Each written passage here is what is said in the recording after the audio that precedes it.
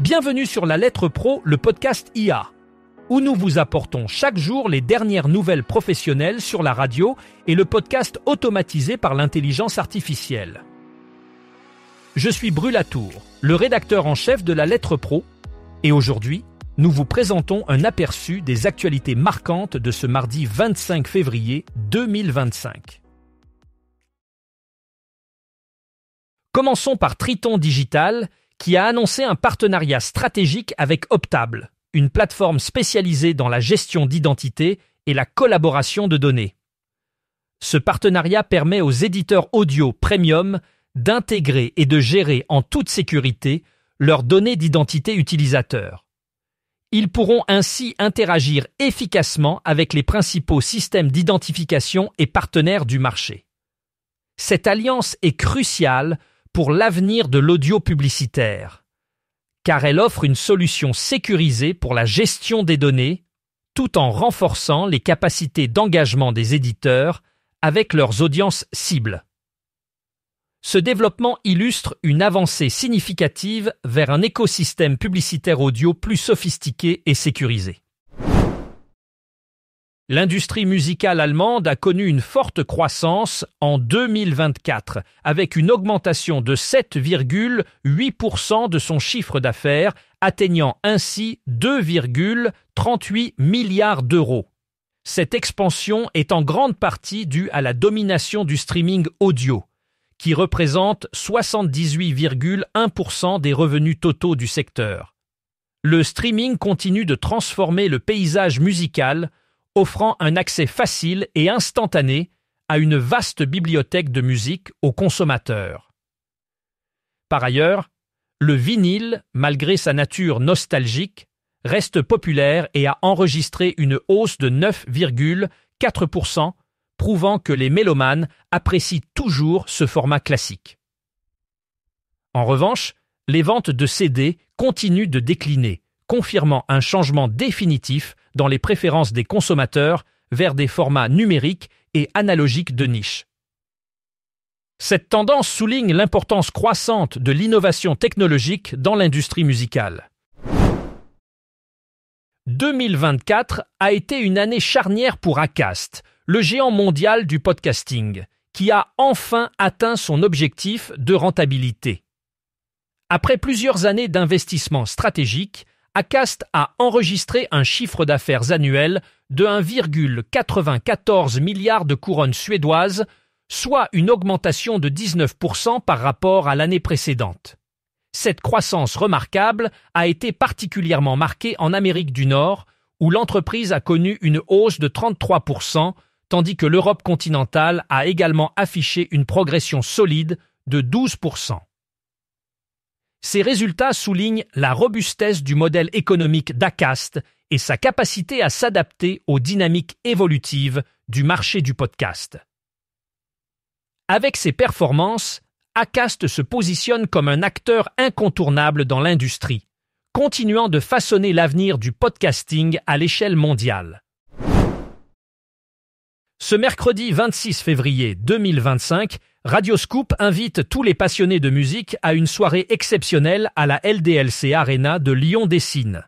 Sur scène, une pléiade d'artistes talentueux tels que Soprano, Vita'a, Amir, Kenji, Elena, Santa, Julien Lieb, Tom Grégory et Joseph Kamel promettent un spectacle mémorable. La LDLC Arena, reconnue comme l'une des salles les plus modernes de France, garantira une ambiance électrique idéale pour une sortie entre amis ou en famille. Pour faire monter l'excitation avant le grand soir, Radioscoop installera son studio au Westfield Lapardieu pour une émission spéciale en direct à partir de 13h sur la place centrale du centre commercial. Les auditeurs fidèles de Radioscoop auront la chance de remporter des invitations exclusives en écoutant l'antenne ou en s'inscrivant sur radioscoop.com. Ne manquez pas cette occasion unique de vivre une expérience musicale inoubliable. Le Conseil de la radiodiffusion et des télécommunications canadiennes, connu sous le nom de CRTC, a lancé une consultation publique pour redéfinir ce qui constitue le contenu canadien pour les services audio. Cette initiative s'inscrit dans une modernisation de la loi sur la radiodiffusion du Canada. L'objectif est de s'assurer que les services de diffusion continue en ligne, comme Spotify, Apple Music et YouTube Music, participent activement à la promotion et au financement du contenu canadien et autochtone. Cette révision influencera directement la création et la visibilité des œuvres musicales canadiennes sur toutes les plateformes, des radios traditionnelles aux services de streaming. Le CRTC invite tous les citoyens, artistes, producteurs et acteurs de l'industrie à partager leurs avis qui seront pris en compte dans la décision finale. Une audience publique est prévue le 18 juin 2025 pour permettre une discussion approfondie. Cette démarche vise à garantir une place pour le contenu autochtone et local en offrant un soutien spécifique aux Premières Nations, Inuits et Métis. Le marché du travail évolue rapidement et les entreprises doivent redoubler d'efforts pour attirer les talents. La radio bordelaise Enjoy 33 a adopté une méthode innovante de recrutement collectif pour renforcer son équipe commerciale. Joss Siret, directeur de la station, explique que cette approche a permis d'identifier des candidats possédant non seulement les compétences requises, mais aussi un esprit d'équipe et une passion pour le média radio. Le processus s'est déroulé en plusieurs étapes, incluant des ateliers collaboratifs et des mises en situation, permettant aux candidats de démontrer leur créativité et leur capacité à travailler en groupe. Cette méthode a non seulement facilité l'intégration des nouveaux employés, mais a également renforcé la cohésion de l'équipe existante. Siret souligne que cette expérience a été un succès et envisage de l'adopter pour d'autres départements à l'avenir, affirmant que l'innovation est essentielle dans un secteur en constante évolution. Les consommateurs aisés ne se contentent pas de lire des journaux de prestige ou de regarder des chaînes de télévision spécialisées. Ils écoutent aussi la radio, qui s'impose comme un média de choix pour cette audience à fort pouvoir d'achat. Contrairement aux idées reçues, la radio rivalise avec les grands titres de la presse écrite et les chaînes de télévision pour attirer ce segment de marché. Selon une étude récente menée par Katz Radio Group, en se basant sur les données de Emery Simmons, certains formats radiophoniques sont particulièrement prisés par ces auditeurs fortunés. Ces consommateurs ont des habitudes de consommation bien spécifiques et la radio leur offre un contenu qui résonne avec leurs intérêts et leur mode de vie. Cette tendance montre que la radio reste un outil puissant et pertinent pour les annonceurs cherchant à atteindre des publics ciblés et disposant de moyens financiers importants. Les Afro-Américains sont des acteurs majeurs dans le domaine de l'audio aux États-Unis.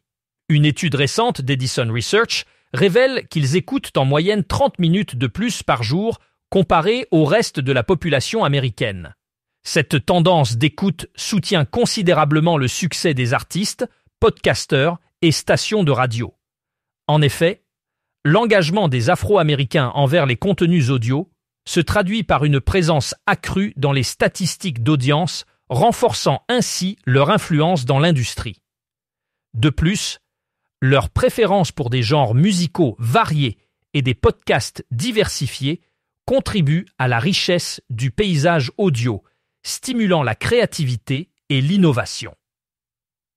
Cette dynamique démontre que les Afro-Américains ne sont pas seulement des consommateurs, mais aussi des catalyseurs de changement et de croissance dans le secteur audio.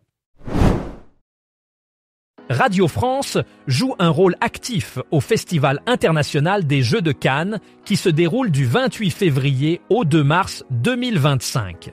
Cet événement, reconnu comme le plus grand rendez-vous ludique francophone, accueille éditeurs, créateurs, illustrateurs et joueurs du monde entier. Pour cette 38e édition, Radio France renouvelle son partenariat avec le festival en installant son studio au cœur du Palais des Festivals. Les antennes du groupe offrent aux auditeurs une immersion totale dans cet univers fascinant avec des émissions en direct et un podcast inédit, La Fabrique des Jeux. Ce podcast explore les anecdotes et inspirations des concepteurs ainsi que les évolutions et innovations du secteur.